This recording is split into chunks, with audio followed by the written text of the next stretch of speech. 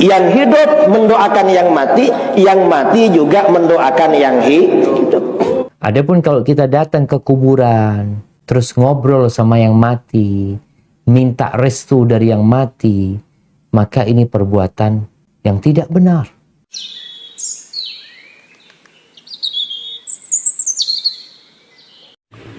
Assalamualaikum warahmatullahi wabarakatuh. Alhamdulillah, jumpa lagi sahabat beriman ya. Semoga sahabat semua senantiasa dalam lindungan Allah Subhanahu wa taala. Amin ya rabbal alamin. Dalam video kali ini sahabat ya, saya akan mereaksi sebuah video yang mana pernyataan Kiai Idrus Ramli yang mengatakan bahwa orang yang sudah mati itu bisa mendoakan orang yang masih hidup katanya. Dalam pernyataan beliau ini sahabat ya, Ustadz Idrus Ramli ini membawakan sebuah hadis yang mana terkait masalah tadi, yaitu orang yang sudah mati bisa mendoakan orang yang masih hidup. Bahwa antara orang hidup dengan orang mati ada komunikasi, ada interaksi. Yang hidup mendoakan yang mati juga mendoakan yang hidup. Bahkan di dalam kitab-kitab hadis, orang mati itu dapat membantu menolong orang yang masih hidup. Loh kok begitu? Tapi anehnya sahabat ya, hadis yang beliau bawakan ini itu tidak sinkron, tidak nyambung dengan statement beliau yang pertama tadi, yaitu orang yang sudah mati bisa mendoakan orang yang masih hidup. Di dalam kitab-kitab hadis ya, diceritakan pada masa Rasulullah dulu ada seorang perempuan meninggal dunia karena suaminya orang nggak punya uang, maka kain kafan untuk sang istri dibelikan kain kafan yang sudah jelek, murah-murah dan jelek. Setelah istrinya dimakamkan, besok malamnya suaminya bermimpi berjumpa dengan perempuan-perempuan muslimah yang sudah meninggal. Anehnya istrinya yang kemarin meninggal gak kelihatan. Karena istrinya gak kelihatan, dia tanya pada orang-orang, istriku mana? Kok gak kelihatan? Mereka bilang, istrimu malu yang mau keluar. Loh kenapa? Karena bajunya dikasih yang jelek sama kamu, makanya malu. Orang perempuan itu kalau bajunya jelek biasanya malu keluar. Walaupun keluar ikut pengajian biasanya mojok duduknya. Tapi kalau bajunya bagus datangnya awal. Kalau bajunya bagus kadang di depan. Setelah mati ternyata juga begitu. Kalau bajunya jelek gak keluar, gak menampakkan diri. Akhirnya suami ini besoknya datang menghadap Rasulullah Shallallahu Alaihi Wasallam menceritakan mimpinya.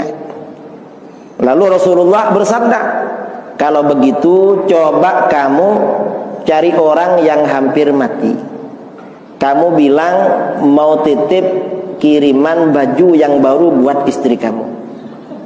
Kebetulan waktu itu di Madinah ada seorang laki-laki Ansor yang sakit keras, sudah hampir meninggal. Lalu sang suami ini datang, Tuan, gimana kalau Tuan nanti meninggal, saya titip pada Tuan. Saya titip mau ngirim baju.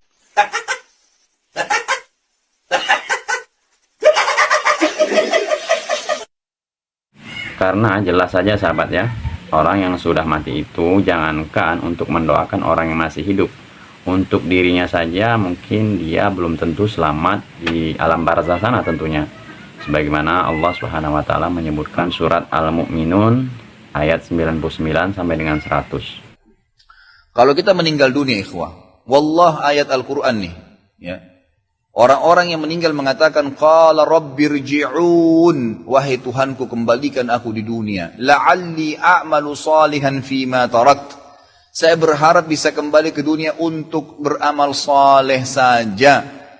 Di ayat tadi telah kita simak sahabat ya, bagaimana orang-orang yang sudah mati itu ingin kembali ke dunia. Mereka ingin sujud kembali kepada Allah. Nah, dari sini saja sahabatnya kita bisa menilai bahwa jangankan untuk mendoakan orang yang masih hidup tentunya, sedangkan mereka saja ingin kembali ke dunia untuk bersujud dan kembali beribadah kepada Allah. Tentunya tidak nyambung ya apa yang diucapkan oleh Kiai Idrus Ramli tadi, yang mana yang beliau membawakan sebuah hadis tapi hadisnya tidak nyambung ya, atau bisa dibilang tidak sinkron dengan pembahasan yang pertama. Tentang masalah hidup dan mati sahabatnya, itu memang ada batas-batasannya sebagaimana yang dijelaskan oleh Ustadz Syafiq Riza Basalamah dalam video kali ini. Kita simak videonya sahabat ya. Kalau berbicara dengan orang mati, sejatinya kita itu tidak akan dapat memperdengarkan mereka omongan kita. Ada kondisi-kondisi khusus. Bagaimana Rasul SAW pernah berbicara bukan berbicara ngajak mereka ngomong, dengan orang-orang musyrikin yang terbunuh di perang Badar.